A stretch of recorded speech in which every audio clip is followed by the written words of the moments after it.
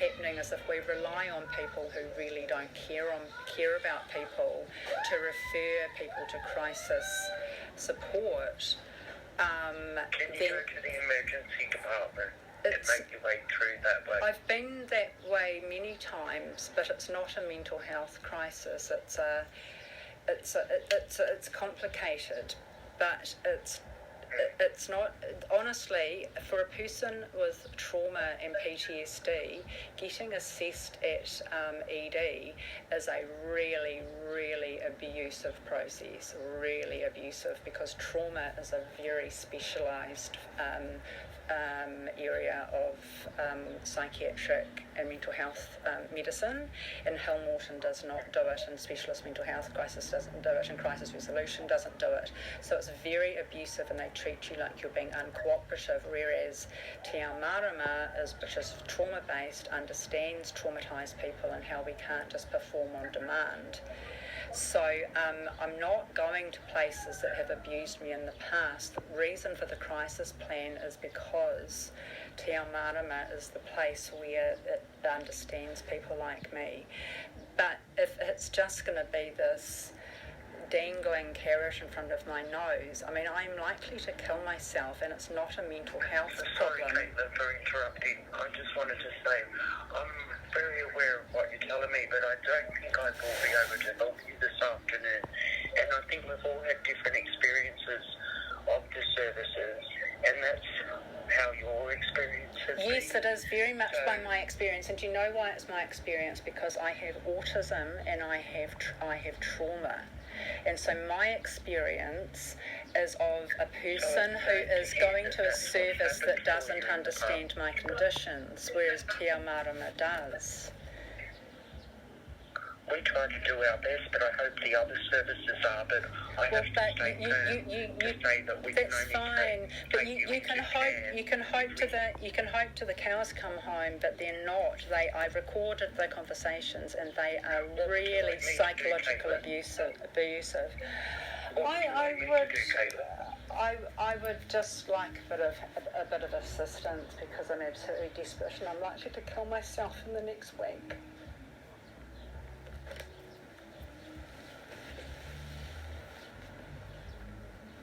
I hung up.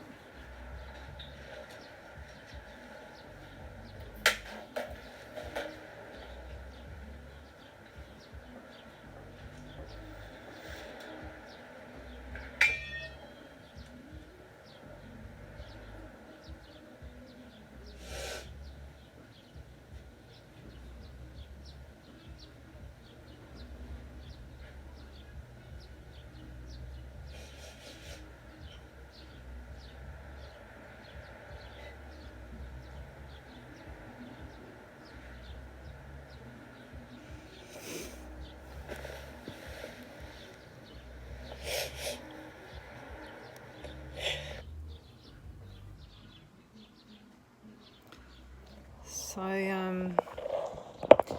I'm really looking down the barrel of death. And I've said this many times, and I've tried to kill myself many times, and I don't. After this morning's police welfare check, which was explicitly against my wishes as expressed to mental health clusterfuck and to police and MSD, and I said why, because it actually makes it much worse, it puts my health in danger. So these guys are more or less, they're doing play the servant role, which is a manipulation tactic I've talked about before, where they ignore the reality of the situation and just do things that an ordinary person, if they didn't scratch the surface, would think that was caring.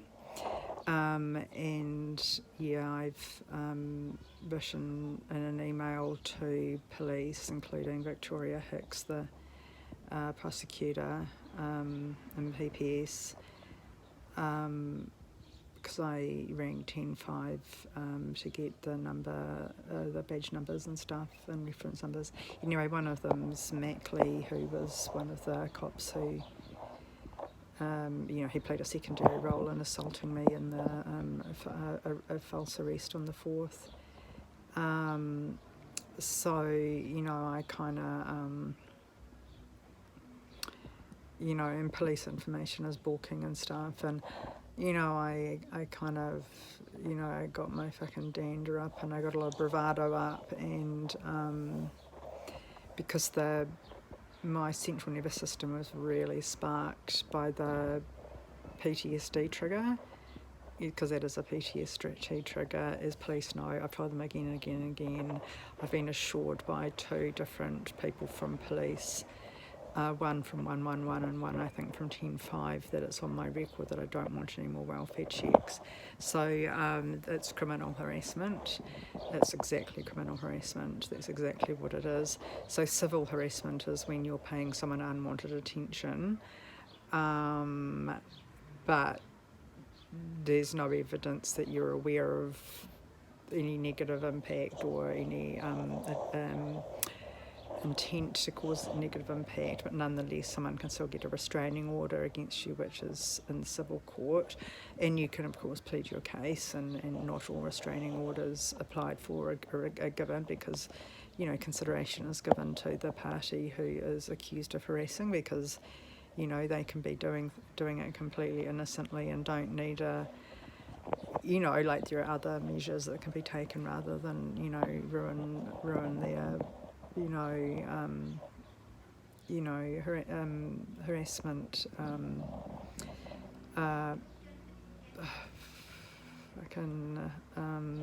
You know what I'm talking about. It's on your record. It's not on your criminal record, but it is on your police record. And you've got to be really careful about what you do to people who, because it's not a crime, so ignorance of the law is a little bit of a defence there, especially when you've got no bloody fucking idea that the other person is affected by it, and it could just be communicated with. But it turns into exactly the same actions turn into criminal harassment when the knowledge is there or the intent is there. And I believe intent is there, but I'm not a mind reader. But the knowledge is there, and I think there's a lot of evidence that the intent is there. To send Mackley to do a welfare check on me when this is just pure police intimidation, and it's just so wrong. Anyway, so it really did spark me up in my central nervous system and make me just go, fucking come at me, bro. Like, I'm not going to apply I'm not going to bother applying, court. Like, the civil service is made out of a lot of sulky narcissists, and they don't like being corrected. And so even people at court, like, when they're corrected, they just don't do their job. Like, they just get in snits. And that happens in the private sector as well, but you can take your business elsewhere. And it happens to a lesser extent because they're actually motivated to keep the customer happy and to give the customer what you agree to, whereas you've got no other options. There's no, as I've said before, there's no other, there's not another police force to go to. I can't shop around for a different district court or anything, and you just have these horrible gatekeepers to they should not be gatekeepers for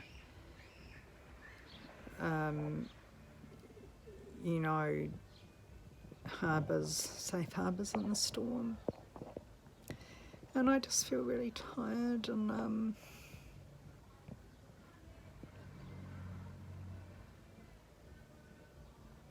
I think I'll just do what I want. I think I'll just do what I want to do. If I go to court, I go to court. If I don't, I don't. I can kick their asses to fucking Venus, and that's why Victoria Hicks, the police prosecutor, that's why she's ordering this harassment of me, because she's trying to intimidate me down until because the trial's coming up. It's the 5th and the trial's on the 12th. So she's deploying these crooks to come and harass me under the guise of helping, but I mean, it doesn't fool me, but nonetheless I can't stop it happening. And I did learn from neighbours who well, I found out that recently there have been 2 deaths in police custody, both in Auckland, and they're being investigated.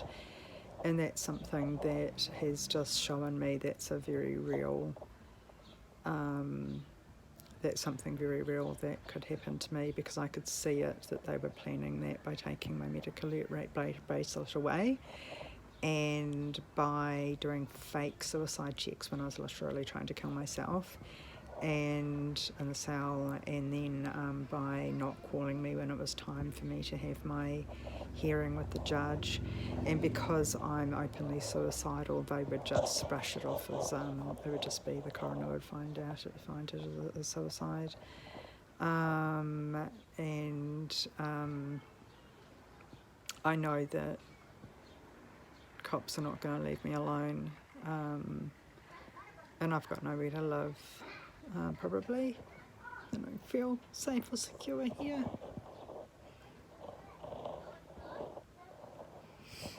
So I keep changing my mind, but I'm just going to do what I want. And if I do anything, then people won't know until... I'll probably film something. If I do decide to die, I probably will film it, at least part of it, and I'll set it for a late release date. So yeah, it won't be like last time where I won't be able to. It's gonna have to be a lot more of a rigmarole this time. And I'm not gonna be able to push to upload to YouTube this time. I'm just gonna do what I want to do, and that depends somewhat on what other people decide to do to me. And that means you, MSD. It means you, Cara Walter.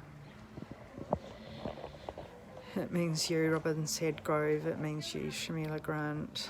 And it means you, privacy officers, David Morgan and Ross somebody or other. And it definitely involves Info, who has completely ignored my complaint, even though this Info at MSD is the complaints channel.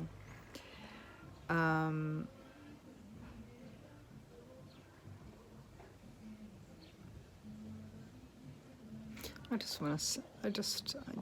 so tired.